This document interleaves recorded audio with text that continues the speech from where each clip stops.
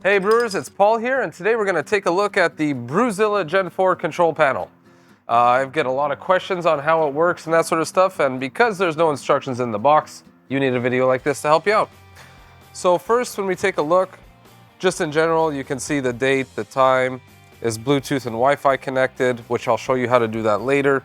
It'll show you the current temperature, what your heat percentage is at. So right now it's at 100. I don't see why you wouldn't want it on that, unless maybe during your mash, if you find your temperatures fluctuating, you could take it from 100% down to, let's say, 70%, 60%. On the past versions, there used to be a 1000 and a 500 watt heater that you'd usually turn off the 1000 watt during the mash. So if that's something you wanted to do, you would push this button right here, and that'll cycle between the heat, your target temperature, and the pump percentage. So using the arrows on the left, you can change that down. You see as I'm going down, the wattage is also going down. But we want that set to 2400 watts. Push it again. Let's say I was about to mash in. I'd lower that using, again, the up and down buttons here, and go down to, 150, 152, whatever you're mashing at. And then the last thing you can adjust is the pump percentage. Some people ask me, does that slow down the pump? No, it just makes it pulse. So it's always at 100%. It's just the lower the number, it'll shut off the pump for a little bit of time, turn it back on. So that's something I'm just gonna also keep at 100%. The enter button here will get us into the settings. So the profile, if you had saved a beer recipe to your Rapt cloud account, you can download it onto here and then start it. I don't know if I have any in here, but if you did, you would press enter on whatever recipe you wanted to start. Just go back. And in the settings, there's a bunch of stuff. So I'll just scroll all the way to the top. So the first thing you see is temperature sensor. From what I understand, they either have just come out with or will soon come out with a secondary temperature sensor that you can connect to the Brewzilla Gen 4, and that's where you change it. Right now, I guess it doesn't exist, so we can't. The show graph, let me get out of here. So I like seeing this. I like seeing what the temperature is of the unit in nice big numbers. But if we go into the settings here, and turn on show graph, it'll show you a graph of your temperature. So you could take a look and see if there was any, big changes in temperature during your mash or whatnot. I don't really care about that information. I'd rather see the temperature in big numbers. So back into the settings, I'm gonna turn that off. Units, you can change from imperial and metric.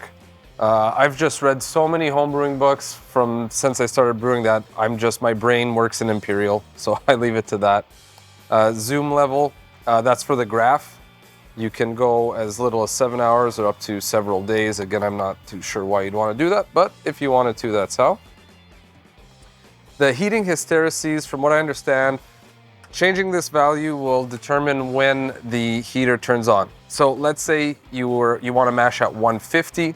If I have it set to 1 Fahrenheit, the heater will turn on once it gets to 149. If we turn that up or down, I wouldn't put it to 0. I think that'll just keep messing it up. I think somewhere between 1 or 2 degrees is where you want to be. I have mine set to 1. But again, just using the up and down arrows, you can change that.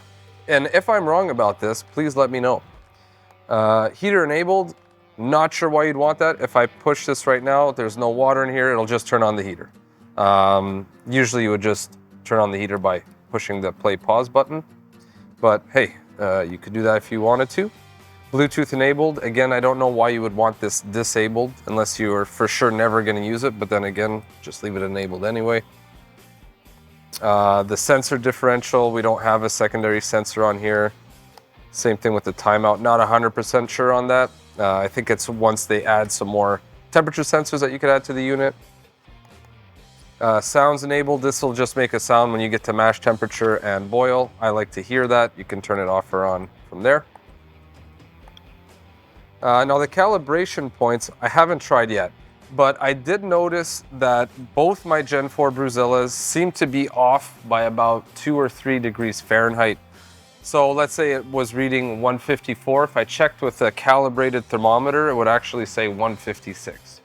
So what I believe you can do is fill, add a gallon or so of water, check the temperature of the water with a known calibrated thermometer, and if it's off from what your Brewzilla is displaying, you'll be able to go in there, change the temperature. So let's say I had a thermometer in there and it was reading 34. I could change this to 34, hit enter, and then it would be calibrated. But we don't want to do that right now. Same thing for calibration point 2, you'd bring it up to a boil and then make sure that it read 212. If it didn't, let's say it read 210, you could change it, or 214, you could change it. And then if you mess that up, you can just erase the calibration that you just did.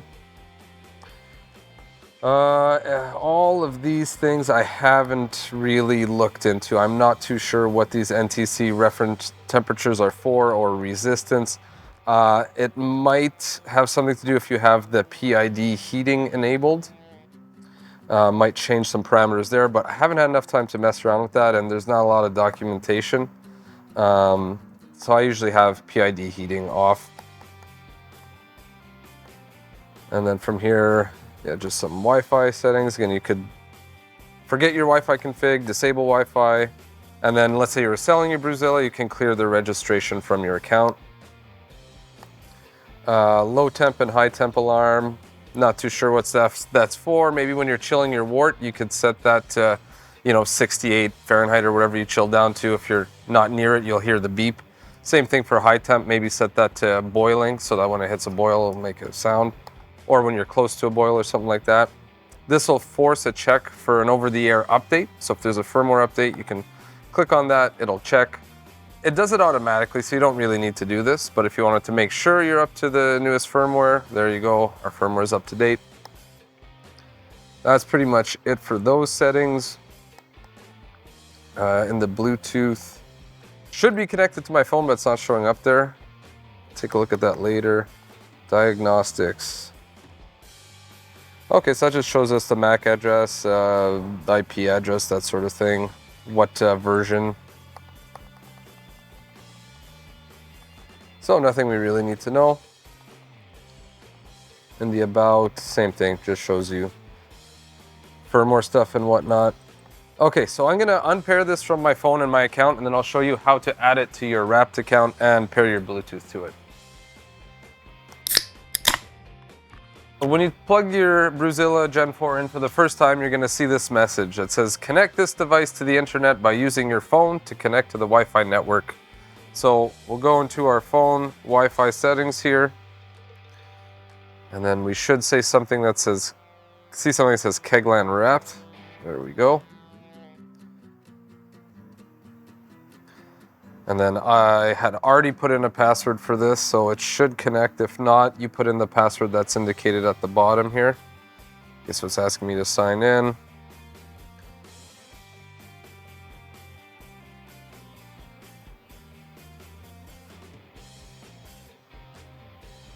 Okay.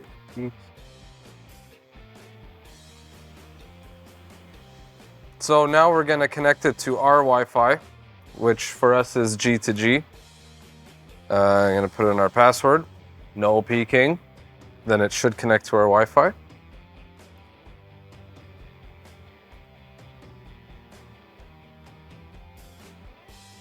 Success. Awesome.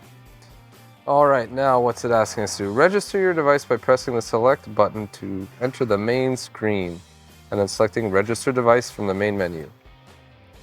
Right at the top, register device. Now we need to open the Rapt either app or website. I already have the app on my phone. And then there should be a registered device here. And we want to register a Brewzilla. Okay, so next. And then we just need to pop in the MAC address and validation code, which I'm sure my cameraman will blur out. So I'll just pop that into my phone. All right, so once that information's filled out, we'll just hit next. Then we're gonna name this, I'll call it Brewzilla Gen 4 120 volt, because we have a 120 and a 240. And then hit finish. And then if you get errors here, just wait. It'll eventually connect. Oh, it connected first time. So now we can see my Brewzilla Gen 4 120 volt. So put in whatever target you want. So let's say 150. You hit set. You can see it changed the target here to 150. And then if you want it to start heating, you could push that button. So, and then hit OK. Which I want to stop it right away because there's no water in here.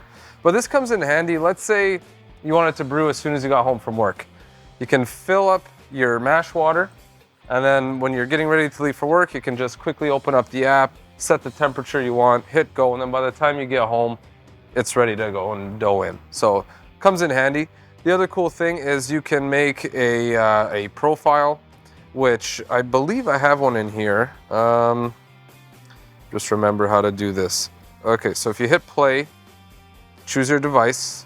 So I want that one there, profile. So I just have one that's 150 F mash and a 60-minute boil. And I'll just call this today. Sure, you could call it whatever you want, the name of your recipe or something.